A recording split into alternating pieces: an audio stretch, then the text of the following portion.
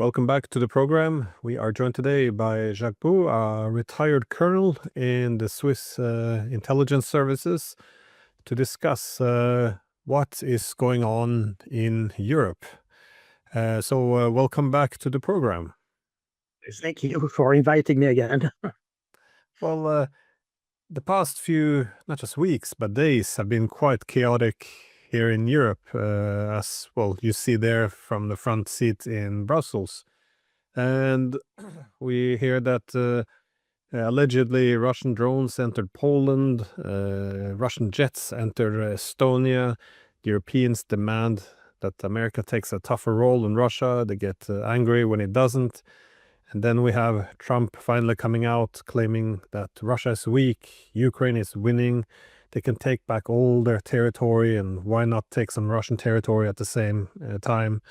Meanwhile, the Europeans should shoot down Russian jets. I mean, this is really Trump on as a war hawk on steroids.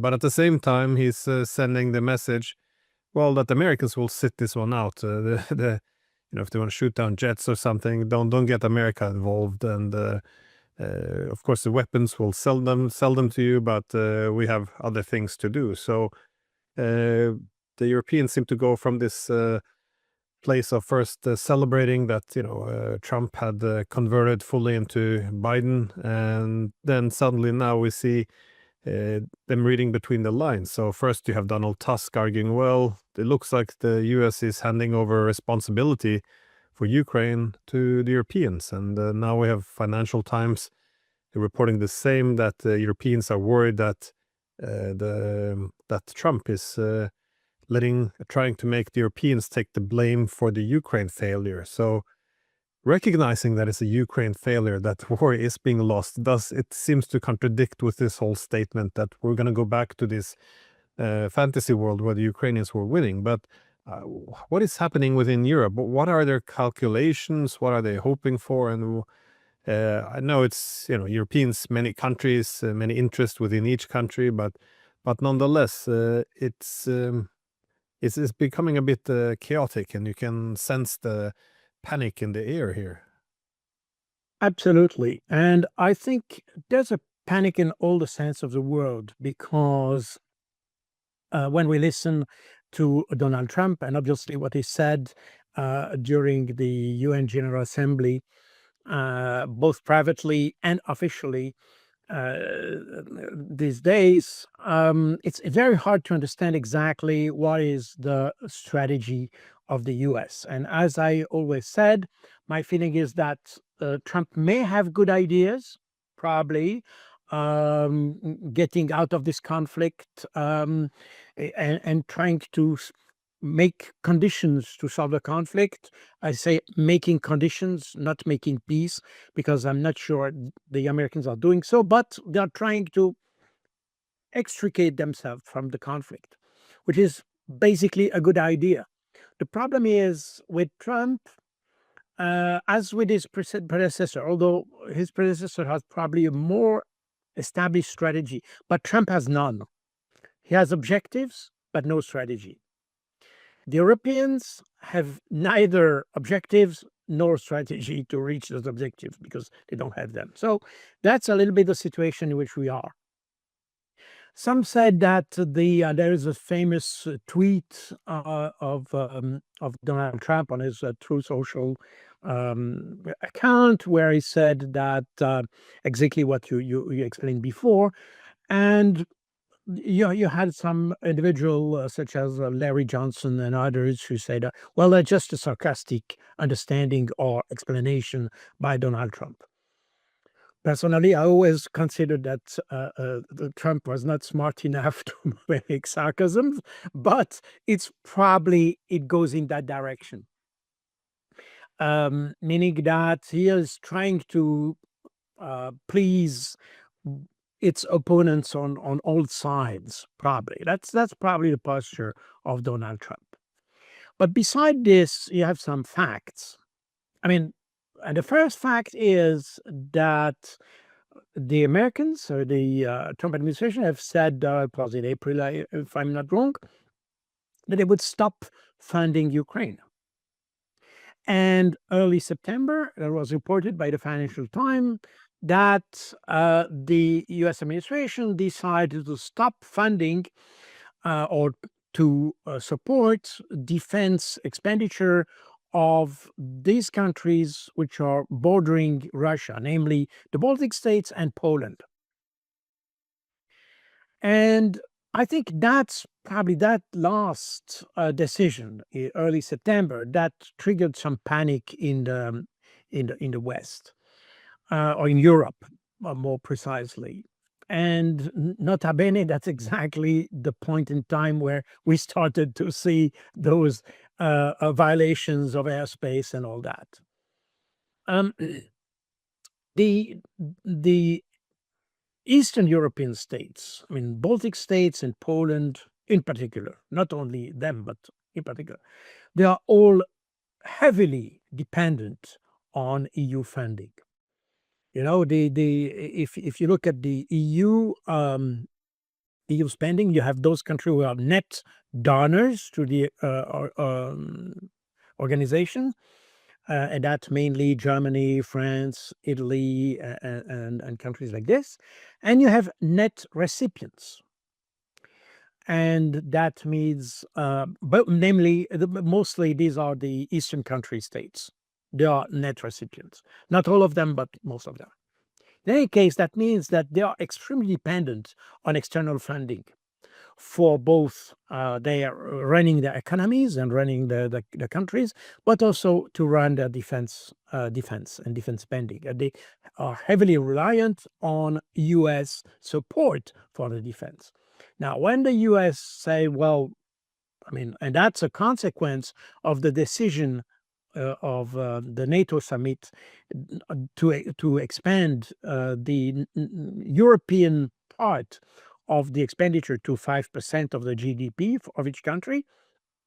Therefore, and that was the rationale for the US administration to say, well, okay, now you increase your defense spending, and now, therefore, the US can reduce its spending for Europe, You know, that's the logic.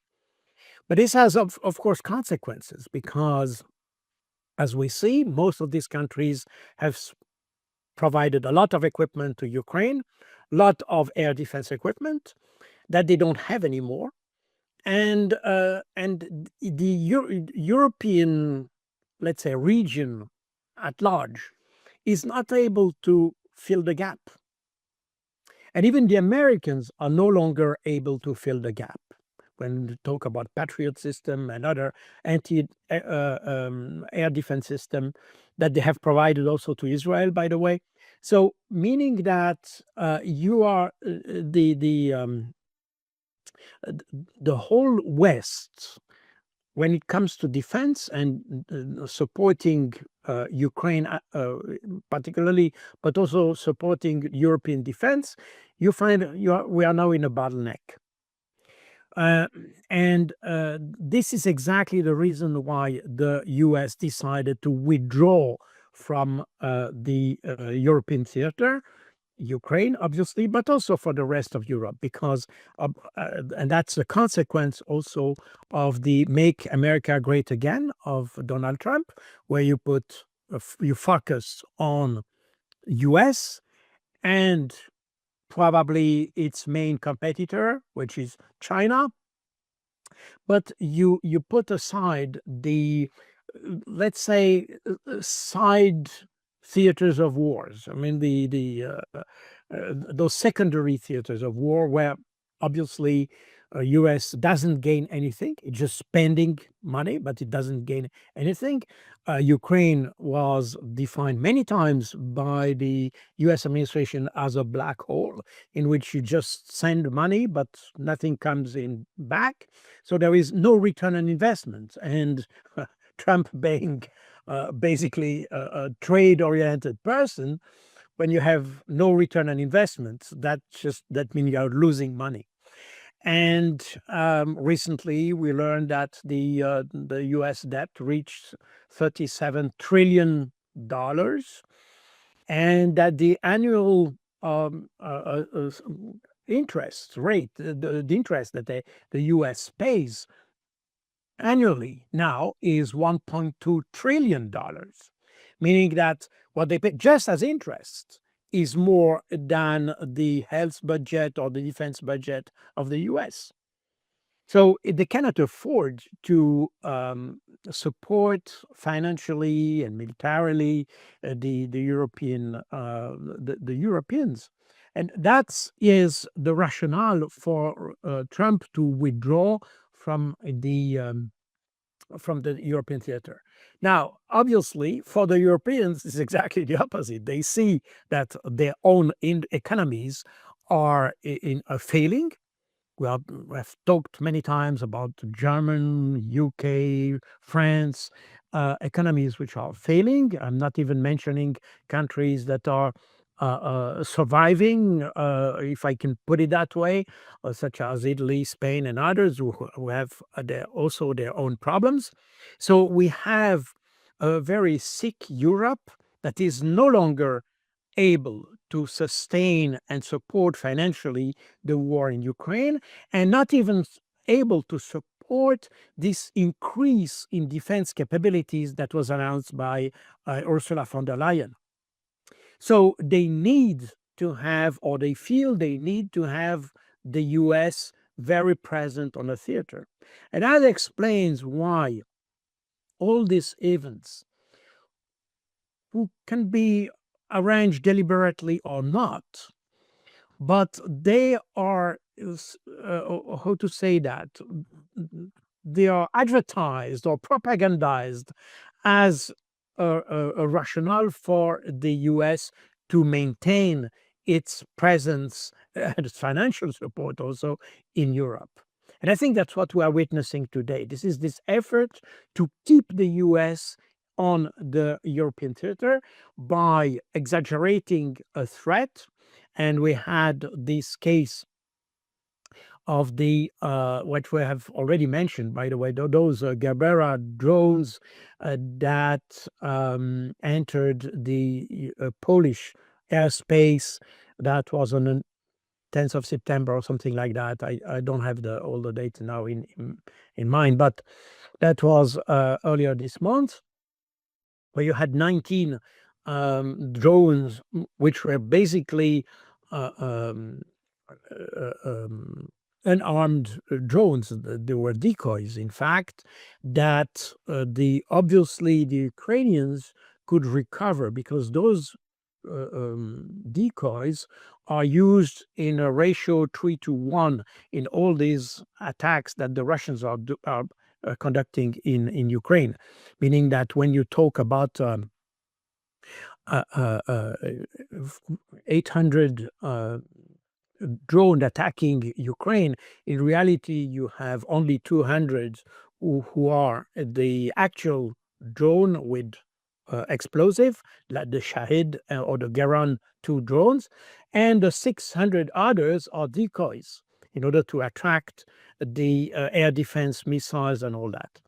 So meaning that these decoys are highly visible, they need to be visible, but since they don't have any explosive, once they run out of fuel, then they just land in a landscape. And you have a lot of pictures showing those Gerbera drones everywhere on in the landscape in Ukraine. And it's easy to recover those drones, put fuel on the machinery, probably to repair a few things, and to send them to Poland. That's probably what the Ukrainians have done in September, because the pictures we have of these drones show that they have been repaired summarily, meaning that these are not the original drones sent by Russia, but they were recycled drones.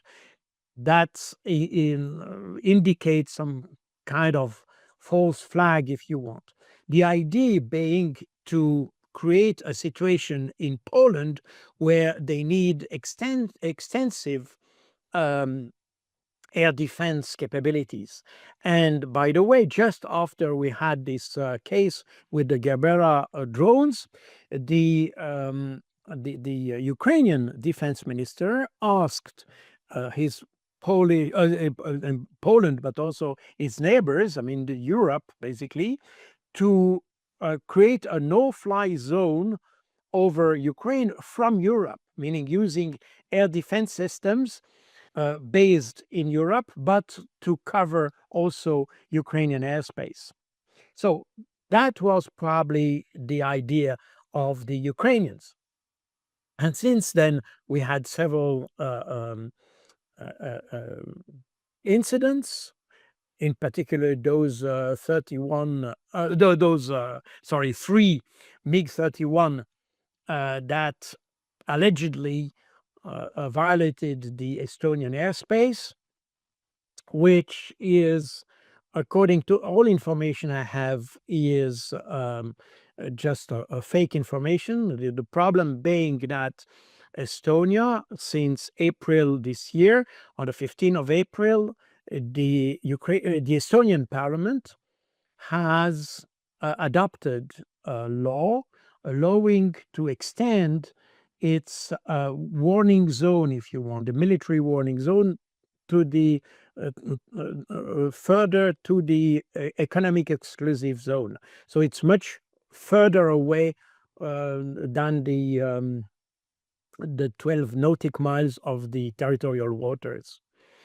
And simultaneously with that, they have also increased the distance of the air defense identification zone, meaning that even if you have, and if you look at the Gulf of Finland, and you know that better than me, I suppose, you can see that even if you take the 12 nautic miles of the territorial waters, and if you apply that strictly, there is no passage possible in the Gulf of Finland. That's the reason why you have an international area that have been defined and agreed on the Gulf of Finland that allows especially Russian ships and aircraft, by the way, to go through the Gulf of Finland in order to allow this connection between St. Petersburg and the exclave of Kaliningrad.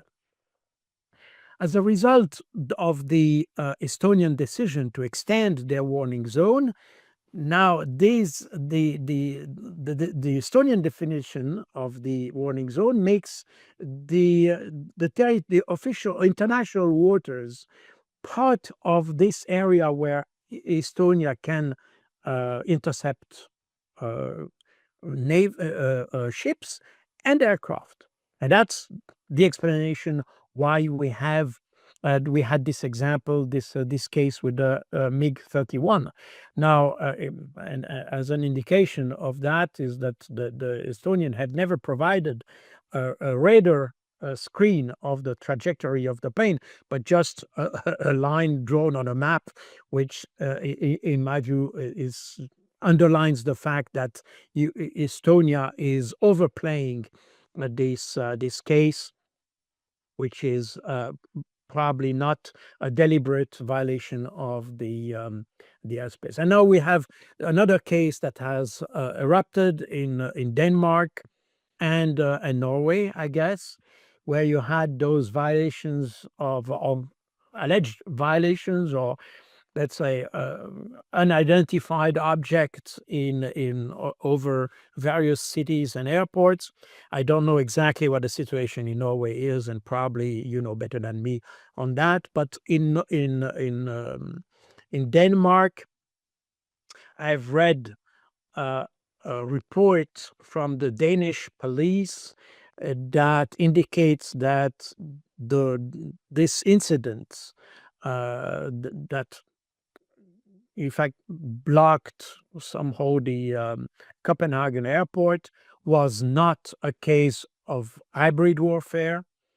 And in fact, there is even a report that was even mentioned by Ukrainian media that it was not a big drone, as it was reported by the Defense Ministry of Denmark, but according to the Danish police, it is an ultralight vehicle that was doing a training flight around the airport. So I don't know what the truth is, and obviously there are different sightings and probably different explanations. But the first information we have regarding these cases is that we have no involvement from Russia, that it's not a case of military, even intelligence, a case done by Russia. And even if, as some reported, that it was to test the air defense, I think everything that happens in the Gulf of Finland and further away in the so-called Balt up, as it's called in the NATO jargon, so the Baltic approaches, all what happened there is very well known from the Russians, and they don't need to test that with a few drones. They overfly this continuously. They have electronic intelligence aircraft flying in the international over the international waters. I mean, international space and airspace, and they can monitor everything. They don't need to have those drones, especially small drones, in the vicinity of airports to identify the NATO capabilities. So I think here we have a case that has been overplayed by NATO countries in order to, in an effort to drag the US back onto the European theater. That's my view on that. Yeah, well, I followed the recent drone stories here in Scandinavia, and well, in international media picked up the Norwegian or the drones around the Norwegian as being is something they couldn't exclude that it was Russia. But then in the media here they say, oh, you can't really confirm that it was even a drone. And then later the next day they did see a drone, but then they were able to arrest some 50-year-old Norwegian. So it is no indications at all. I mean, it's to say that we can't rule out that it is Russians. We might as well say that there's no indications that they're Russians. It doesn't mean anything. So, but this is kind of my concern, because you saw the same with the alleged jamming of von der Leyen's flight, which turned out to be a hoax. And it's this very strange, irrespective of it being true or not. Well, the jamming was not, that was proven to be false, but all these other stories, which seem very, well, suspicious, even if they were true, the excitement behind it, that, we have to, now we can inflate the Russia threat, we can bring the Americans in. It seems as a strange approach, given that we don't really have a clear objective. We don't really have that many resources anymore to achieve the objectives which we haven't defined. And well, just to extend on it, if we look in the Middle East now, the decision by the Europeans to put the snapback sanctions, for example, on Iran, which eliminates all European influence with Iran, and also possibly set in motion steps towards another war against Iran. What is the thinking in Europe behind this? Because you have your history from NATO, you're in Swiss intelligence, you're sitting there in Brussels. Well, where are they going with this? Because if everything's about just getting the United States pulled closer into Europe, and if this isn't happening, do they have a leg to stand on? What is Plan B here? It's an excellent question. And as you rightly pointed out, I have my personal history in strategic intelligence, where obviously the task is precisely to identify those cases where you need to have a political decision that may or may not increase some defense readiness levels and things like this. And what strikes me in all those situations that we had, and we can talk about Venezuela because it's a very similar situation, where intelligence is totally absent or seems to be totally absent from the decision making. I mean, you mentioned Iran, and um, we had this in June, back in June, we had the US striking, I mean, Israel and the US striking Iran. Although it was made clear in March this year that the US intelligence had absolutely no indication whatsoever that the Iranians were developing a nuclear bomb. And in fact, the conclusion of the US intelligence was that Iran was not involved in any program to develop a nuclear bomb. And with Venezuela, it's exactly the same thing. We have now the U.S. attacking boats and deploying a huge flotilla around Venezuela with destroyers and whatever. Uh, but at the same time, you have the U.S. intelligence that provided recently a memo uh, completely contradicting the declaration of Donald Trump that Maduro was supporting some gangs and drug trafficking and things like this.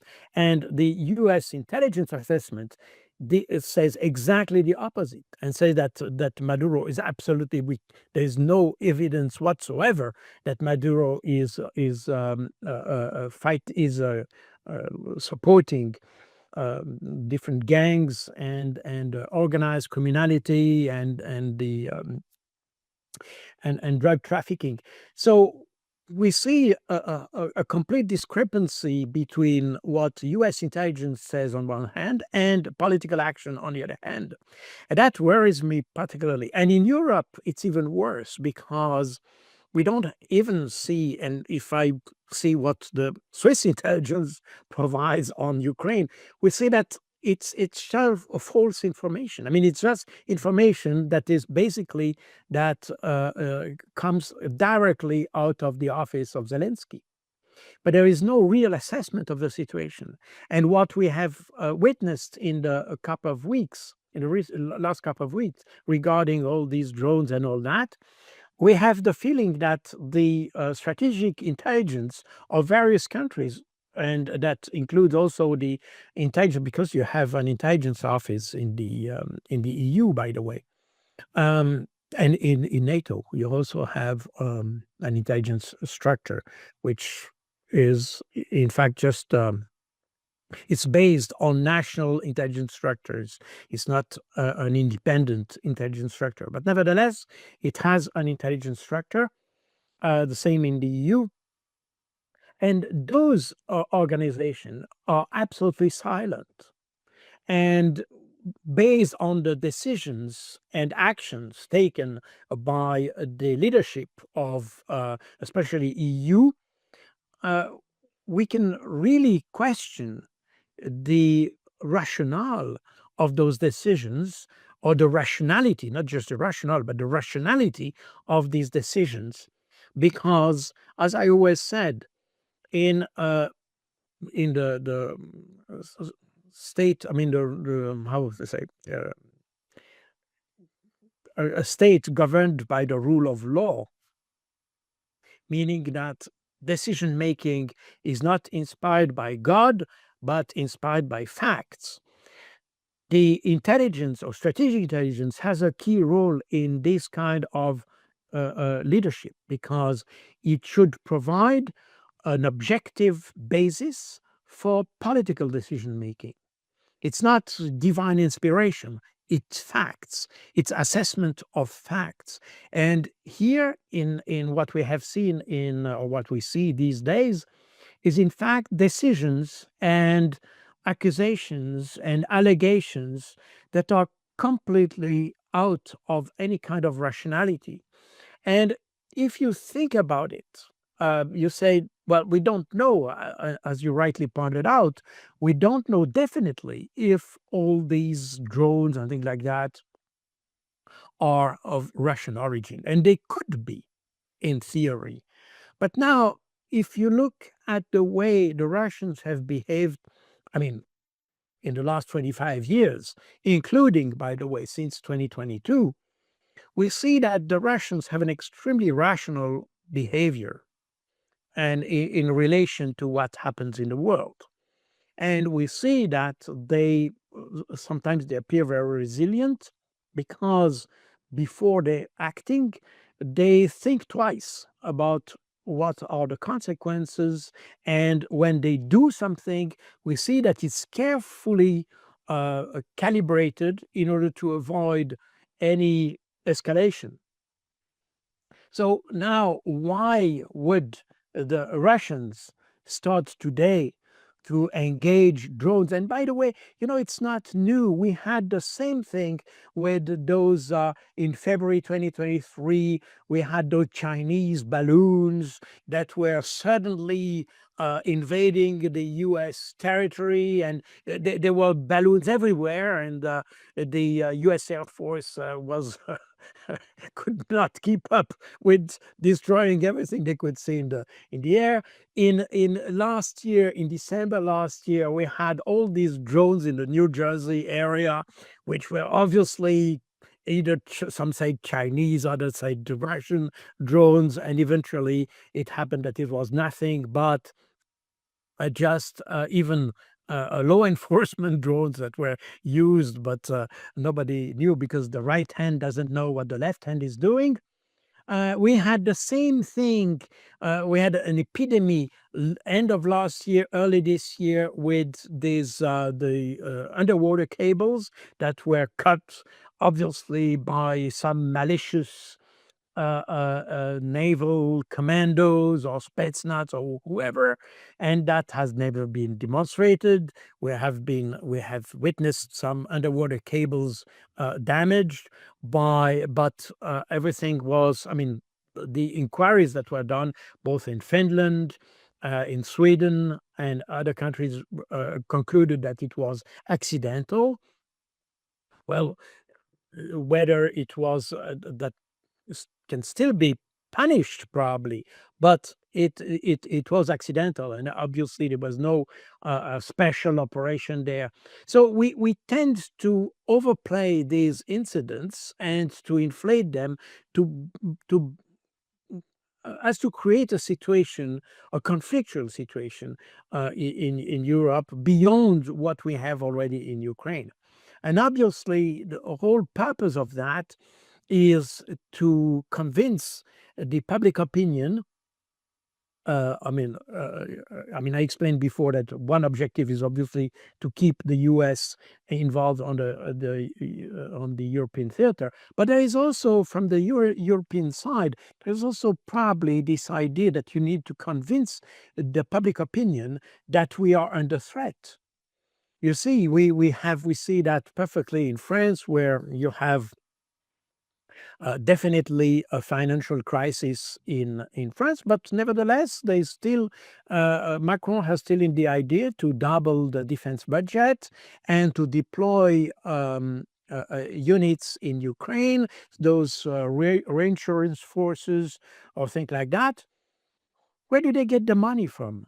You see, and therefore, in order to convince the people, the population, to make sacrifice for their defense, obviously they need to create a situation where you need additional protection, where you need additional military deployments, where you need additional funding for the military-industrial complex.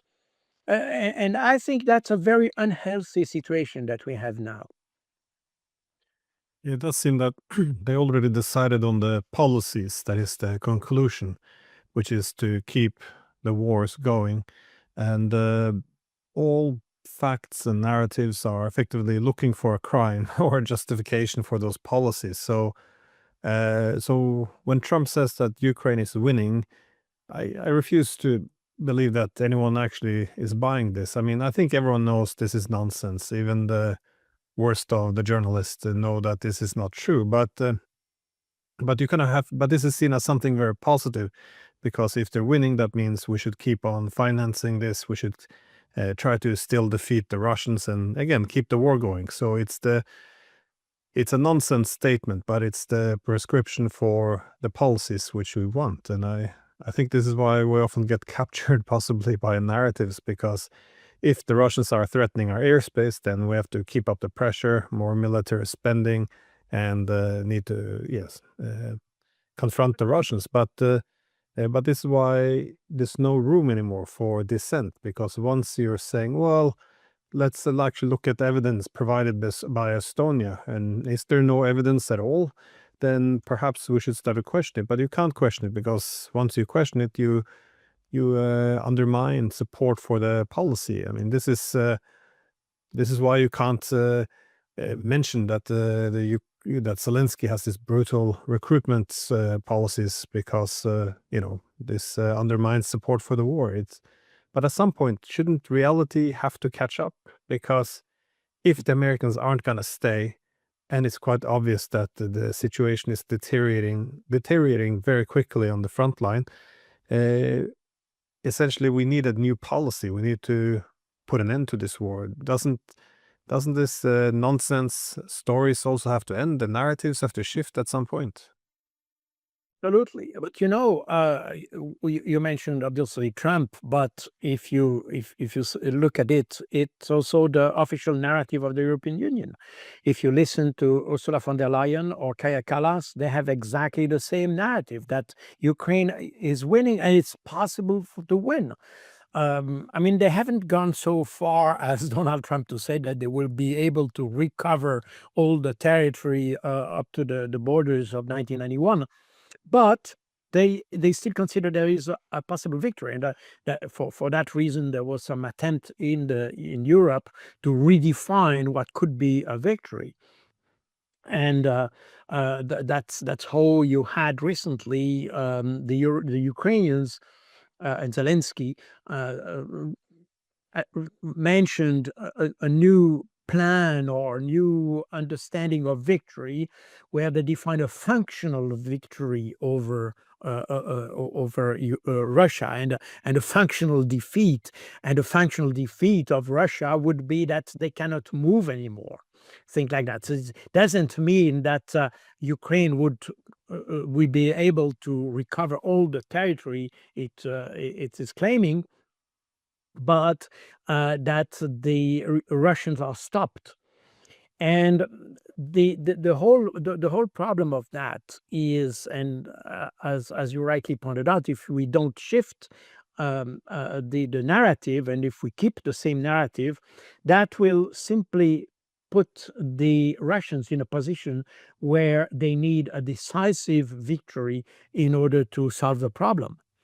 Whereas we have seen in the early 2022, I mean, from the very beginning of the Russian military operation up to August 2022, the Russians were very keen to engage any discussion, and they accepted the various proposals from Ukraine. All these proposals were eventually stopped by the European Union, by the Europeans, but the Russians were keen to engage into a dialogue.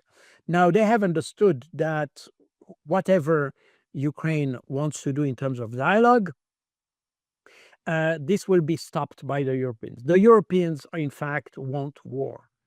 And that explained this, what was mentioned or described as an Easternization of European policy, or European foreign policy. It's not just because Kaja Kallas come from Estonia, but there is this issue. And I have mentioned that probably on your channel, but when I was in NATO, and I had, of course, a lot of interaction with people of my rank, and colonel is quite an important rank in NATO.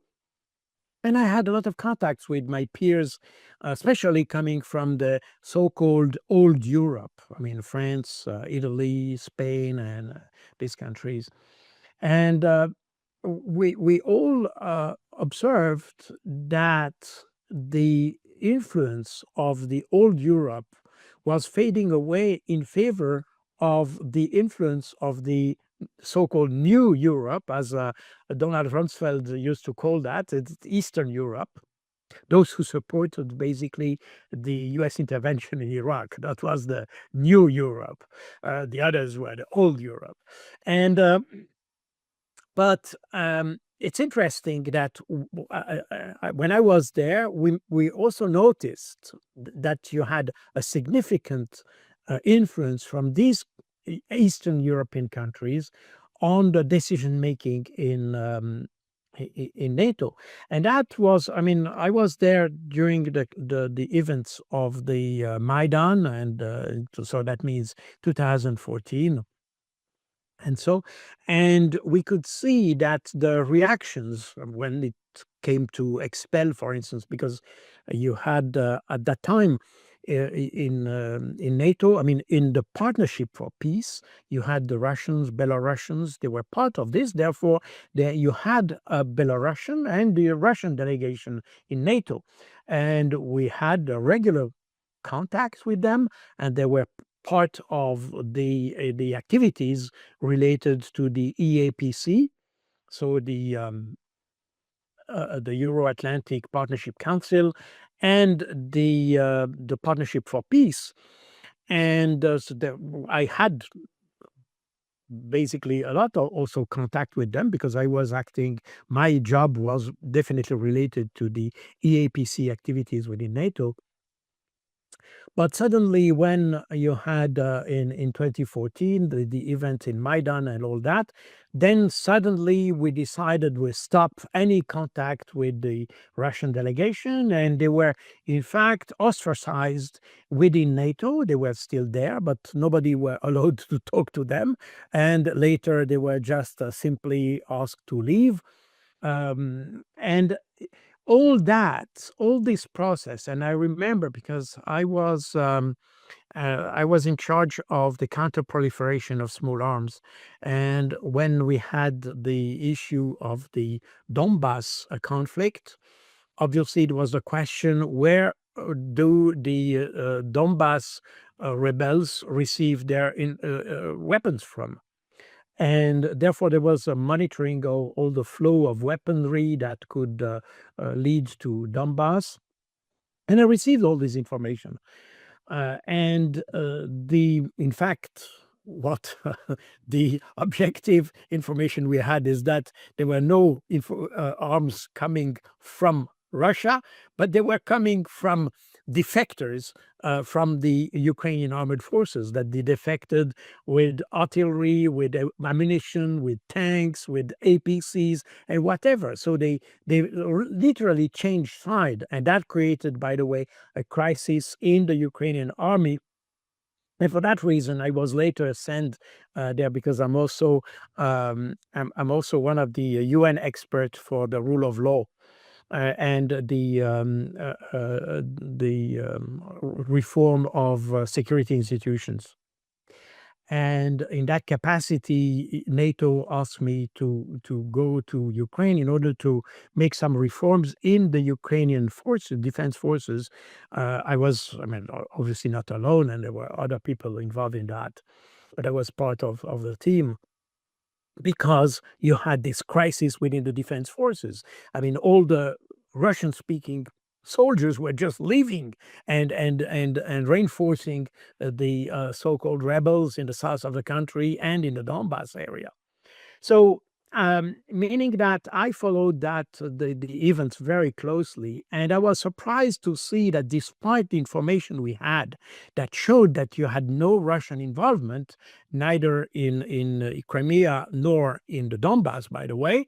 I mean, Crimea is a special case because you had Russian troops deployed there, and I don't want to go into that today, but there was a separate case. But in the Donbass, you had no involvement from Russia, no identifiable involvement. And despite this, the narrative that Russia invaded the Donbass was very vivid. And the word invasion that was used quite extensively at that time within NATO came from Lithuania and Poland. You see, and these I complained about this because we had absolutely no evidence of that. It was just allegation coming from the Lithuanian and Polish intelligence services. So we distorted the information in order to dramatize the situation and make it more, let's say, to make any contact with Russia impossible, because we were almost in a situation of war. And we have almost, I mean, a very similar situation today, that we tend to overemphasize the impact of those small, and you may have probably and not probably, you certainly have some violations of airspace. But I remember at that time, I mean, in 2017 or 16 or so, in NATO, we had some violations, alleged violations, but the guy who was in charge of the air defense of NATO said that in most cases this was accidental, because it's just a case of the GPS that was not exactly synchronized or whatever, that explained those small violations, but they were accidental violations and obviously not deliberate violations from the Russians. And that happened both ways, by the way. So you had also NATO forces violating the Russian airspace. So it goes both ways. But all these violations, and you have probably hundreds every week, but these are accidental, and we know that. The problem is that today, because of foreign policy requirement, I would say, then we qualify those violations as deliberate, and that's something that is very dangerous and concerning to me, because that means that we are just looking for a pretext to inflate and create a war situation. And that's where I see the negative, or let's say the negative impact of the inexistence of the intelligence services, because that's where we should base, I mean, where the basis for our decision must be a proper, sober, and factual assessment done by the intelligence organizations. And I am missing that, honestly. We see that everything is guided by, in fact, policy, but not by facts.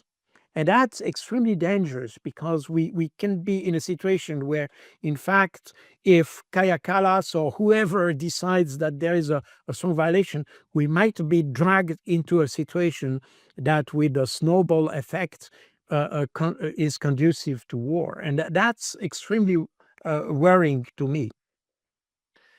It just seems that sometimes facts is not our friend. That is all us, I mean, NATO, because you mentioned 2014, after the coup in Kiev, when Russia annexed Crimea.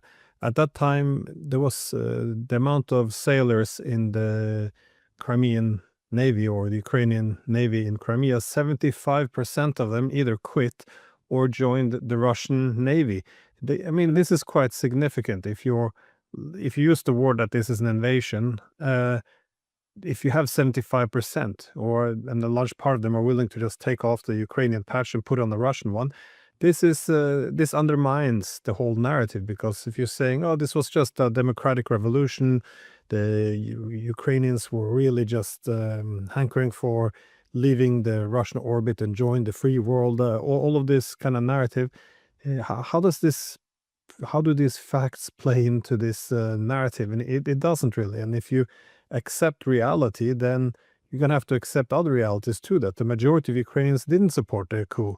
They didn't want this conflict with the Russians. And it's just, I feel, in order to uphold the narrative, we end up creating this, we're distancing ourselves more and more from reality, but it's necessary, because once you begin to expose some realities, then suddenly this isn't a conflict between good and evil. Everything wasn't unprovoked invasion by an empire who wanted to wipe out the Ukrainian nation. And it's again, it's I just feel like we trapped ourselves into these narratives. But Absolutely right, and that's extremely dangerous. I mean, when we mentioned the Crimea case, and you rightly pointed out that 75% of the Black Sea Fleet, I mean, Ukrainian Black Sea Fleet, joined the Russians, including the admiral, by the way, the head of the of the Black Sea Fleet just left and defected to the Russians. But on the peninsula itself, you had in 2014, you had 22,000. I mean, you had 22,000 Russian soldiers deployed based on the status of force agreement signed between Ukraine and Russia. So they were stationed on the peninsula in the various bases that Russia had in the peninsula. That was totally legal and in accordance with Ukraine. But in addition to those 22,000 Russian soldiers, you had 22,000 Ukrainian soldiers on the peninsula. And as the regime changed in Kiev, and as I think the point the point where everything broke out, that was the decision of the new government to abrogate the law, the Kivalov-Kalanishenko law of 2012, that made Russian as an official language.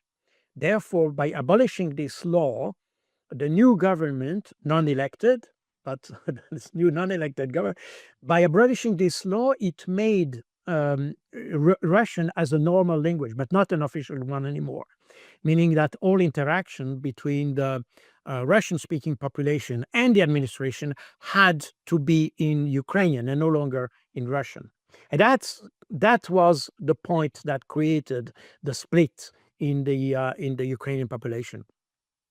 The thing is that as soon as all you have in the whole south, not just in the Donbass, but in the whole, you had in Odessa, Dnipropetrovsk, Nikolaev, Kharkov, Kherson, Zaporozhye, Donetsk, Lugansk, all these oblasts were erupting. I mean, that was all over the whole region, the south of the country. You had rebellion. And when I was there, I think it was in October 2014, the rebels just declared the unified force of Novorossiya.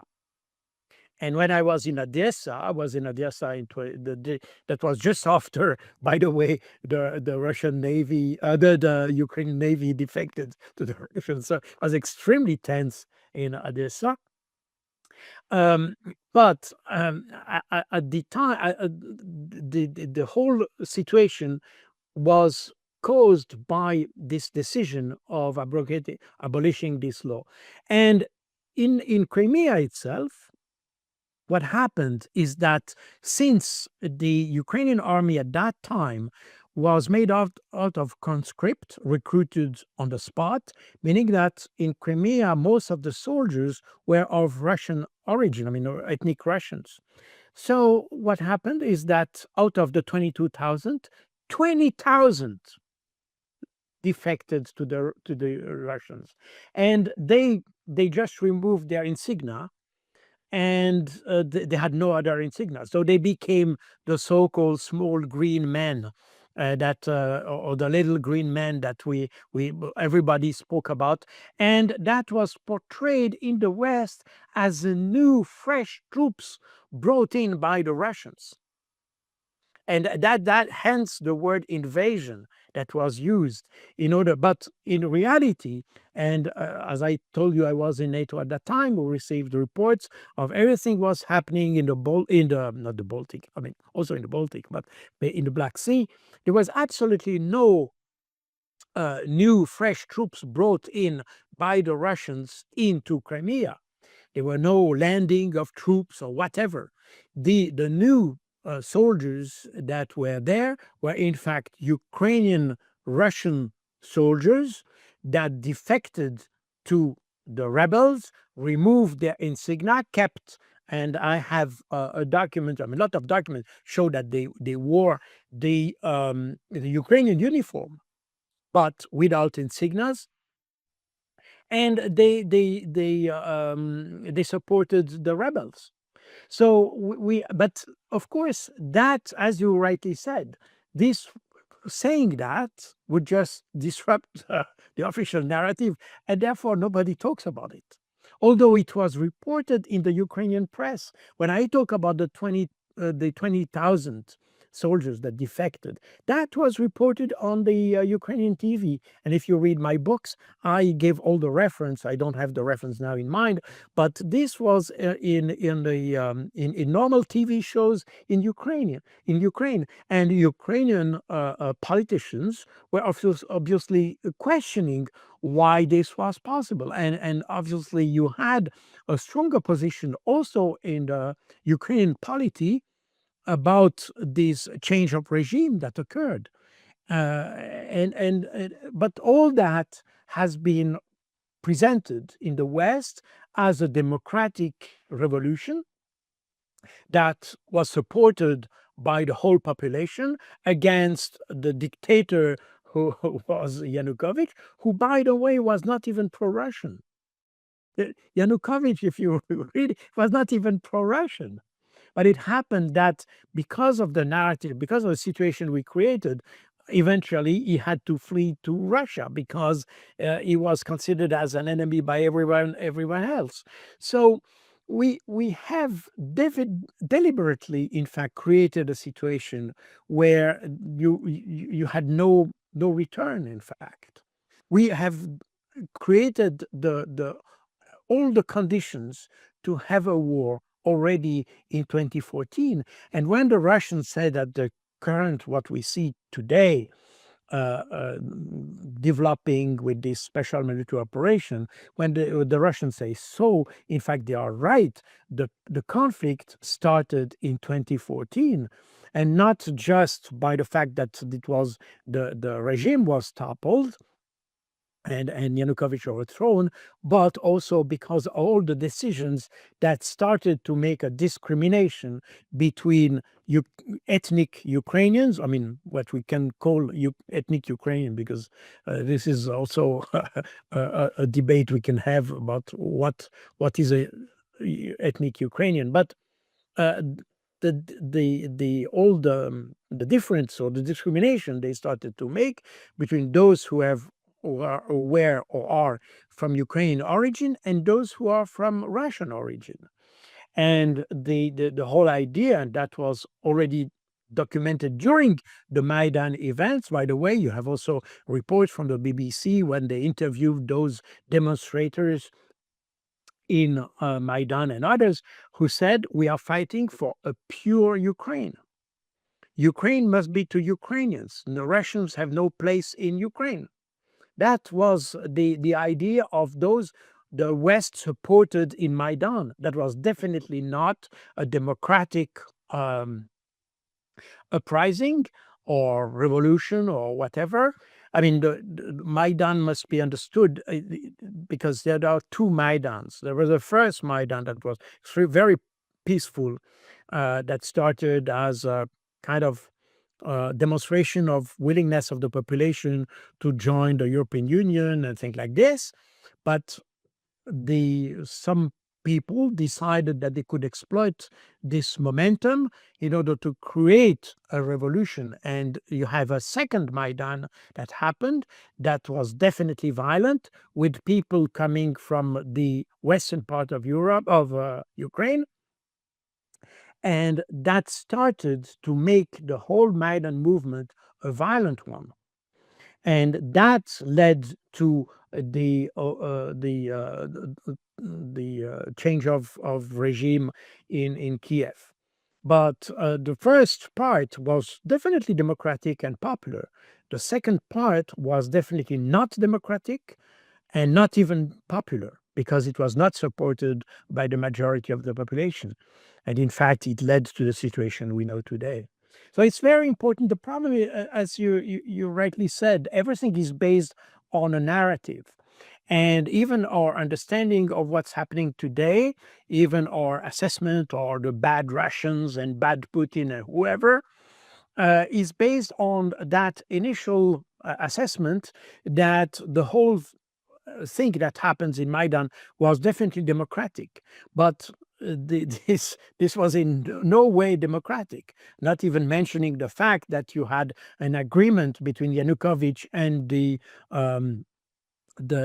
insurgents on the 21st of February 2014, that decided to have new presidential elections and so forth and so forth. And that agreement, by the way, was but guaranteed by Poland, Germany, and France. And 2 days later, it was, I mean, one day, the next day, the 22nd of February, Yanukovych was just toppled and the whole thing changed. So not even those who were supposed to guarantee the agreement that was signed between Yanukovych and the insurgent, even the guarantors didn't make their job, as they will not do later when it comes to the Minsk agreements. They haven't done their job either. So the Westerners have done everything possible to have this inflammatory situation in Ukraine, and to have a situation that would mathematically lead to the situation we have today. And today we are exactly in the same situation. We are in the situation of the bad Russians that are there. And again, I have explained the rationale for the Russians to enter Ukraine. Was it the best decision or not? We can debate on that. A military decision is always a decision. When you have a decision to make, it's always a choice. Whether it was a good one or a bad one, we can discuss that. But the fact of the matter is that there is a rationale behind this, and the rationale was to protect the population of Ukraine, of the Russian population of Ukraine. And the alternative to this intervention was the Minsk agreement that was supposed to be implemented by the Ukrainians under the supervision of its Western allies. And his Western allies said right away that they would not support the implementation of the agreement. So therefore, probably it was not a good decision to intervene in Ukraine. But the fact of the matter is that it was the only solution left, because the political solution had been discarded by the West itself. So we have created definitely the situation we have today. And today, it's, as you rightly said, it's very difficult to get out of a narrative, and we are trapped into the narrative. The problem is that and you have in the sorry, I'm a little bit too long, but sorry about that. But the Americans have an advantage because they had the presidential election, and that allows Trump to say that was Biden's war and I will make peace. That helps. Whereas in France or in other country, you have a more continuity on the political leadership that prevents this kind of a radical change of posture. In any case, the problem is definitely that the Europeans are trapped into their own narrative, and nobody has the courage to say, well, we probably made a mistake. And we are now, as a small kid, when he makes a mistake, doesn't want to acknowledge it, he continues, and we are in a snowball effect where you just increase you deteriorate your own posture instead of saying stop. Now we have to come back to some kind of rationality. Somehow it's the political version of the sunk cost syndrome, where you have invested, you have said something, and now you are you don't have the courage to say no, that was a failed decision, stop it, and we change. And had we have done that in early 2022, the Russians were ready to remove all their troops from Ukraine. See, they were ready to do that, and they agreed on the idea of withdrawing their troops from Ukraine. This is the Europeans who refused that. But So this is the sorry. yeah, sorry, yes. No, I do. Well, that's why I mentioned that it's trapped by narratives, because if you mentioned 2014, if and how many of them were Ukrainians, but we had to say that we're all Russians because, but by committing to this, it's very difficult to move away from it because uh, in our narrative we were altruistic, we were helping Ukraine uh, keep off an invasion. However, if we would accept reality to penetrate or break the narrative, what actually happened? Well, NATO countries, we were financing the Ukrainian government, which we had installed to kill Ukrainians in the east who opposed the coup, which we backed. I mean, suddenly we go from the good guy to have done something just awful, and it's the same in the current time. I mean, if we would have recognized the thousands of Ukrainians who are actually fighting on the Russian side, or the fact that a Ukrainian officer is leading one of the offensives, or that a lot of the civilians in the cities which are now moving towards the front line and being under bombardment, that they don't actually want to leave because they're waiting for the Russians to come. I mean, these are not great narratives because, um, but but how it's very hard to leave this narrative because all the narratives of us helping Ukraine, that this is just selfless assisting Ukraine. If you The irony is that these narratives are killing and destroying Ukraine as a nation, but to move away from it, it comes at a massive cost. And my hope was with Trump because, like you said, he didn't have any investment in this. He never repeated this lie, so he had the opportunity to walk away, but so far not. Before we go, where can people find you? Because I should have added in the beginning, besides your background in NATO and Swiss intelligence, you also must be one of the most prolific writers I'm aware of. You have so many books, also especially on the Middle East as an expert on this. So how can people find you and your work? All my books on Amazon, so you can. There's no problem. They are Most of them have been translated in many languages, including English. They were originally written in French, but they are now translated in many languages. Otherwise, I don't have my own channel because it would be too much burden for me to have that every day or so. But I come up on various channels. I'm invited, as you kindly do with me regularly, and but mostly I'm a writer more than an influencer, if you want. Well, thanks again. I do appreciate, and again, I would also advise, well, as an academic, to actually read the books and all. You get a lot from this. So thank you so much for coming on the program. Thank you very much for inviting me. Thank you, Dylan. Glenn, thank you.